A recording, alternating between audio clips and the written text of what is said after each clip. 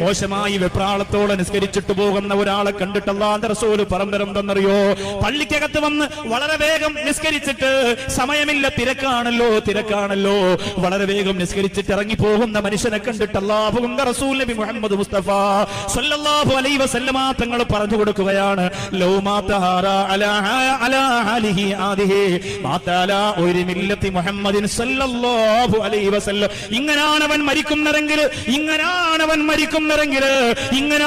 മരിക്കുന്നതെങ്കിൽ എന്റെ ഉമ്മത്തിൽപ്പെട്ടവനായിട്ടല്ല അവൻ മരിക്കുന്നതെന്ന് നബി മുഹമ്മദ് മുസ്തഫ. അല്ലാഹുവേ ഞങ്ങളെ കാക്കണേ റബ്ബേ. പുന്നാര ഹബീബിന്റെ ശാപമുണ്ട്, നിസ്കാരത്തിന്റെ തന്നെ ശാപമുണ്ട്. ചെറുപ്പക്കാരോ, ഈ ശഅബാന്റെ രാത്രിയിൽ പൊട്ടിക്കരയുക, കണ്ണീരൊഴുക്കി കവിൾപ്പടപ്പിലൂടെ ആർത്തല്ലസിച്ചു ഇറങ്ങി വരട്ടെ കണ്ണുനീർമണികള്. അല്ലാഹുവിലേക്ക് പൊട്ടിക്കരഞ്ഞുകൊണ്ട് തൗബ ചെയ്ത് മടങ്ങണം പെങ്ങള്. നമസ്കാരങ്ങളിലേക്ക് കൃത്യത പുലർത്താനുള്ള മനസ്സ് കാണിക്കണം. അതിന് ക്ഷമ